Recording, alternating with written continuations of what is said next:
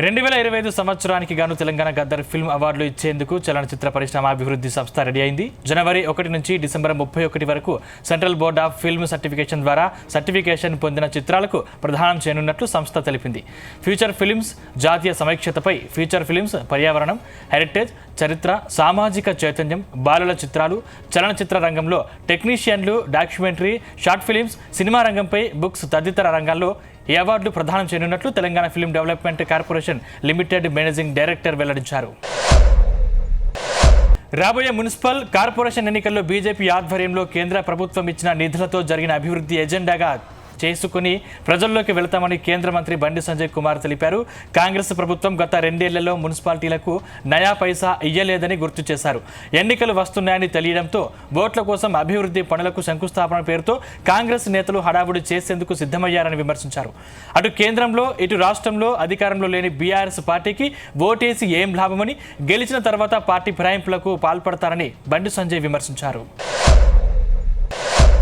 మేడారం జాతర భక్తుల కోసం హెలికాప్టర్ సేవలు ప్రారంభమయ్యాయి. పడిగాపూర్ వద్ద ఏర్పాటు చేసిన హెలిప్యాడ్ నుంచి 6 నుంచి 7 నిమిషాల పాటు జాతరను విహంగ వీక్షణం చేసే జాయ్ రైడ్ కోసం ఒక్కొక్కరికి 4,800 ధర నిర్ణయించారు. అలాగే హన్మకొండ నుంచి మేడారానికి రానుపోను ప్రయాణానికి 36,000 ఛార్జ్ చేస్తున్నారు. ఈ నెల 31 వరకు ప్రతిరోజు ఉదయం 8 నుంచి సాయంత్రం 5 గంటలకు 20 నిమిషాల వరకు ఈ రైడ్స్ అందుబాటులో ఉంటాయని నిర్వాహకులు తెలిపారు. మేడారంలో 165 కోట్లతో పలు అభివృద్ధి పనులను ప్రభుత్వం చేపడుతుంది. ప్రతి 2 ఏళ్లకు ఒకసారి జరిగే మేడారం సమ్మక్క సారలమ్మ గిరిజన జాతరకు అధికారులు అన్ని ఏర్పాట్లు చేస్తున్నారు. జాతరకు ఆర్టీసీ బస్సులతో పాటు భారీ సంఖ్యలో ప్రైవేటు వాహనాల్లో భక్తులు వస్తారు. లక్షల సంఖ్యలో వచ్చే వాహనాల పార్కింగ్కు ప్రభుత్వం పెద్ద ఎత్తున ఏర్పాట్లు చేసింది. ప్రధానంగా 43 ప్రాంతాల్లో 1,418 ఎకరాల విస్తీర్ణంలో పార్కింగ్ సదుపాయాన్ని కల్పించారు. పార్కింగ్ సదుపాయంతో పాటు అక్కడ ఉండే భక్తులు, డ్రైవర్లకు తాగునీటి సౌకర్యం, టాయిలెట్ తదితర సౌకర్యాలను కల్పించారు. జనసేనపై జరుగుతున్న దుష్ప్రచారాలను తీవ్రంగా ఖండించాలని పార్టీ నాయకులకు అధినేత పవన్ కళ్యాణ్ దిశానిర్దేశం చేశారు. సోషల్ మీడియాలో జరుగుతున్న ఘర్షణలు, ఆర్థిక లావాదేవీలు, కుల విభేదాలను జనసేనకు ఆపాదించాలని కొందరు కిరాయి వ్యక్తులు మాధ్యమాల ద్వారా కుట్రలు పన్నుతున్నారని పవన్ కళ్యాణ్ ఆరోపించారు. వివాహేతర సంబంధాల రచన కూడా పార్టీపై రుద్దేందుకు చూస్తున్నారని, అన్ని వేళలా అప్రమత్తంగా ఉండాలని కార్యకర్తలకు పవన్ కళ్యాణ్ సూచించారు. గ్రామీణ ప్రాంత పారిశ్రామిక అభివృద్ధి కూటమి ప్రభుత్వం పెద్దపీట వేస్తుందని రాష్ట్ర చేనేత, జౌళి శాఖ మంత్రి సవిత పేర్కొన్నారు. ఏపీ సచివాలయంలో ఖాదీ గ్రామీణ పారిశ్రామికాభివృద్ధి బోర్డు సమీక్ష నిర్వహించారు. గ్రామీణ, పట్టణ ప్రాంత యువతకు ఖాదీ బోర్డు ద్వారా స్థానిక యువతకు ఉపాధి కల్పిస్తామన్నారు. ఇప్పటి వరకు 41,184 మందికి ఉపాధి కల్పించామన్నారు. యూనిట్ల ఏర్పాటు కోసం ఆన్లైన్లో దరఖాస్తు చేసుకోవాలన్నారు. ప్రజల అవసరాలు, డిమాండ్లను దృష్టిలో పెట్టుకుని అర్హులందరికీ యూనిట్లు మంజూరు చేస్తామన్నారు. ప్రతి కుటుంబం నుంచి ఒకరిని పారిశ్రామికవేత్త ఉండాలన్నది సీఎం చంద్రబాబు లక్ష్యమని తెలిపారు. నిర్మల్ జిల్లా ఖానాపూర్ నియోజకవర్గానికి ప్రభుత్వం కేటాయించిన ఇంటిగ్రేటెడ్ స్కూల్ని ఖానాపూర్ పట్టణంలో నిర్మించాలని డిమాండ్ చేస్తూ ఇంటిగ్రేటెడ్ స్కూల్ జేఏసీ నాయకులు నిరసన చేపట్టారు. ఈ సందర్భంగా ఖానాపూర్ పట్టణ కేంద్రంలోని ప్రధాన రహదారిపై బైఠాయించి కళ్లకు నల్ల గంతలు కట్టుకుని ప్రభుత్వానికి వ్యతిరేకంగా నినాదాలు చేశారు. ఇంటిగ్రేటెడ్ స్కూల్ను ఖానాపూర్లో నిర్మించకుంటే ఆందోళన కార్యక్రమాలు ఉధృతం చేస్తామని హెచ్చరించారు.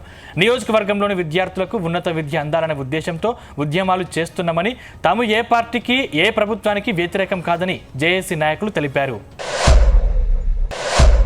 ఖైరతాబాద్ ప్రధాన రహదారిపై స్పాట్లో ఎఫ్ఐఆర్ నమోదు చేశారు ఖైరతాబాద్ జోన్ పోలీసులు.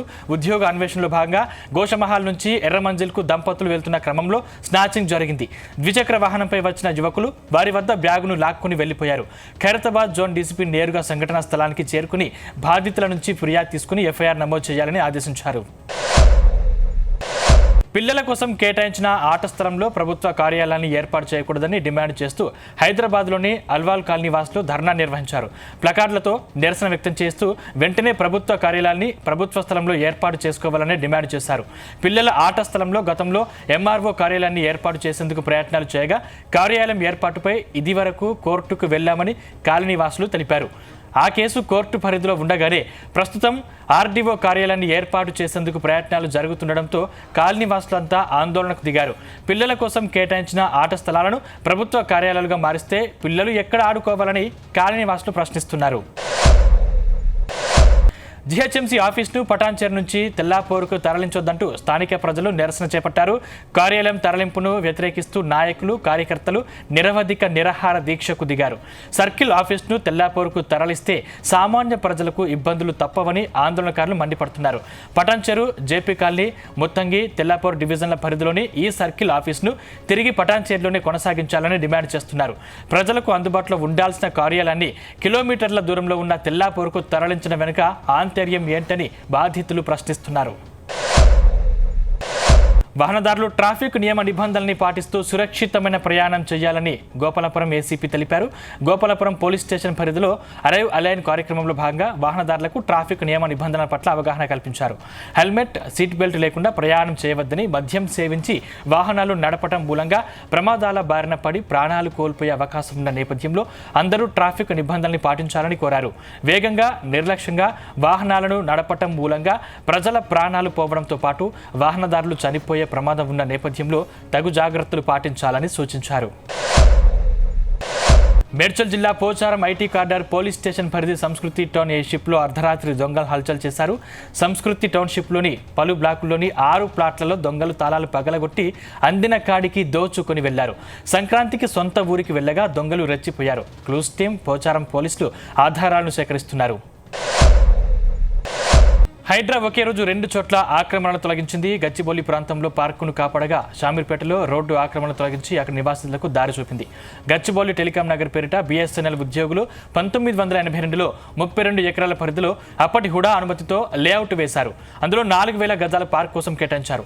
ఇందులో 1500 గజాల వరకు ఆక్రమణలు జరిగిపోయాయి. దీంతో టెలికాం నగర్ నివాసితులు హైడ్రాను ఆశ్రయించారు. హైడ్రా కమిషనర్ శ్రీ ఏవి రంగనాథ్ ఆదేశాల మేరకు హైడ్రా సిబ్బంది ఆక్రమణల్ని తొలగించి ఫెన్సింగ్ వేసింది. నల్గొండ జిల్లా చండూరు శివారు వైన్ షాప్లో మందుబాబులు, వైన్ సిబ్బంది మధ్య వాగ్వాదం, ఘర్షణకు దారితీసింది. ఇరు వర్గాలు పరస్పరం దాడి చేసుకోవడంతో ఉద్రిక్త పరిస్థితి నెలకొంది. మున్సిపాలిటీలో ఓ వైన్స్ వద్ద మందుబాబులో గొడవ సమాచారం అందుకున్న పోలీసులు వారిని నియంత్రించేందుకు ప్రయత్నించారు. గొడవను అడ్డుకోబోయిన పోలీస్ కానిస్టేబుల్ పైన విరుచుకుపడ్డారు. వైన్ షాప్ను బంద్ చేయాలని మందుబాబులు డిమాండ్ చేశారు. వైన్స్ నిర్వాహకుల ఫిర్యాదుతో మందుబాబులపై కేసు నమోదు చేశారు. ఖమ్మం జిల్లా వైరా మండలం సిరిపురం గ్రామంలో ఇళ్ల మధ్యలో సెల్ టవర్ నిర్మాణాన్ని ఆపాలంటూ గ్రామస్తులు ఆందోళన చేశారు. సెల్ టవర్ నిర్మాణం కోసం తీసిన గుంటలోకి గ్రామస్తులు దిగి నిరసన తెలిపారు. మా శవాలపై సెల్ టవర్ నిర్మించండి అంటూ ఆవేదన వ్యక్తం చేశారు. పూర్తిగా నిర్మాణం ఆపే వరకు గుంటల నుంచి బయటికి రామంటూ అక్కడే బైఠాయించారు. దీంతో కాసేపు ఉద్రిక్తత నెలకొంది. టవర్ నిర్మాణంతో రేడియేషన్ ఎఫెక్ట్తో అనేక అనారోగ్యాలకు గురవుతామని గ్రామస్తులు తెలిపారు. ఖమ్మం జిల్లా సత్తుపల్లి పట్టణం గుడిపాడులోని శివాలయంలో గుర్తు తెలియని వ్యక్తులు నగదుతో ఉన్న హుండీని ఎత్తుకెళ్లారు. మిట్ట మధ్యాహ్నం 3 గంటల సమయంలో గుర్తు తెలియని దొంగలు హుండీని చోరీ చేయడంతో ఆలయ కమిటీ వారు ఇచ్చిన ఫిర్యాదుతో పోలీసులు కేసు నమోదు చేసుకున్నారు. ఆలయంలోని సీసీ ఫుటేజ్ని పరిశీలిస్తూ దొంగలను పట్టుకునేందుకు పోలీసులు దర్యాప్తు ప్రారంభించారు. గురువును మించిన శిష్యుడిగా ఇండియన్ క్రికెట్ టీంలో యువ సంచలనం అభిషేక్ శర్మ సిక్సర్లతో ప్రత్యర్థులపై విరుచుకుపడుతున్నాడు. న్యూజిలాండ్తో జరిగిన మొదటి T20లో 8 సిక్స్లు 5 ఫోర్లతో చెలరేగిపోయాడు. T20లో దీంతో యువరాజ్ సింగ్ 74 సిక్సర్ల రికార్డును కేవలం 33 ఇన్నింగ్స్లోనే అభిషేక్ అధిగమించాడు. T20లో ఇప్పటి వరకు 81 సిక్సర్లతో భారత ఆటగాళ్ల జాబితాలో 6వ స్థానంలో నిలిచాడు. యువరాజ్ శిక్షణలో రాటు దేలిన అభిషేక్ మైదానంలో పరుగుల వరద పారిస్తున్నాడు. తమిళనాడు అసెంబ్లీ ఎన్నికల నేపథ్యంలో ఆ రాష్ట్రంలోని పలు పార్టీలకు కేంద్ర ఎన్నికల సంఘం గుర్తులను కేటాయించింది. ఈ క్రమంలో విజయ్ పార్టీ టీవీకేకు విజిల్ గుర్తును కేటాయించింది ఈసీ. అలాగే కమల్ హాసన్ పార్టీ MNM పార్టీకి బ్యాటరీ టార్చ్ గుర్తు కేటాయించినట్లు తాజా ఉత్తర్వుల్లో పేర్కొంది. కాగా తమిళనాడులో టీవీకేకు ఇవే తొలి అసెంబ్లీ ఎన్నికలు. ఫిబ్రవరి 2024లో ఆ పార్టీ ఎన్నికల సంఘంలో రిజిస్టర్ అయింది. తమిళనాడులోని అన్ని నియోజకవర్గాలతో పాటు పుదుచ్చేరి ఎన్నికల్లో పోటీ చేయాలని చూస్తోంది. ప్రభాస్ మారుతి కాంబినేషన్లో తెరకెక్కిన రాజాసాబ్ మూవీ మేకర్స్కు తీవ్ర నిరాశ మిగిల్చింది. సంక్రాంతి పండుగ ముందు విడుదలైన ఈ మూవీ వసూళ్లు దారుణంగా పడిపోయాయి. విడుదలైన మొదటి వారంలో 130 కోట్లు రాబట్టగా 13 రోజుల్లో మొత్తం 141 కోట్ల 98 లక్షలు రాబట్టినట్లు సినీ వర్గాలు చెబుతున్నాయి. మూవీ బడ్జెట్లో ఇప్పటి వరకు 55% రికవరీ అయిందని టాలీవుడ్లో చర్చ నడుస్తుంది. ఈ ఏడాది సంక్రాంతికి విడుదలైన 5 సినిమాల్లో డిజాస్టర్ మూవీగా రాజాసాబ్ నిలిచింది. రిలీజ్ అయిన నాటి నుంచి బ్యాడ్ టాక్ రావడంతో కలెక్షన్లు అమాంతం పడిపోయాయి. మెగాస్టార్ చిరంజీవి హీరోగా అనిల్ రావిపూడి దర్శకత్వంలో తెరకెక్కిన సంక్రాంతి బ్లాక్ బస్టర్ మనశంకర వరప్రసాద్ గారు బాక్సాఫీస్ వద్ద రికార్డుల సునామీ సృష్టిస్తుంది. ఈ మూవీ రిలీజ్ అయిన 12 రోజుల్లోనే 500 కోట్ల క్లబ్లో చేరబోతుంది. ఈ సందర్భంగా చిత్ర బృందం పండుగ చేసుకుంటుంది. మరోవైపు నార్త్ అమెరికాలో కూడా ఈ సినిమా $3 మిలియన్ మార్కును దాటి దూసుకుపోతుంది. చిరంజీవి మాస్ ఎనర్జీ, నయనతార నటన, విక్టర్ వెంకటేష్ క్యామియో రోల్ ప్రేక్షకులను విశేషంగా ఆకట్టుకుంది. దీంతో చిరు కెరీర్లోనే పెద్ద హిట్గా ఈ మూవీ నిలిచింది. దీంతో అన్స్టాపబుల్గా బాక్సాఫీస్ వద్ద ఈ మూవీ తన హవా కొనసాగిస్తుంది. దీనికి తోడు భారీ కలెక్షన్లతో మూవీ దూసుకెళ్తుండడంతో సినిమా యూనిట్కు పవన్ కళ్యాణ్ కంగ్రాట్స్ చెప్పారు.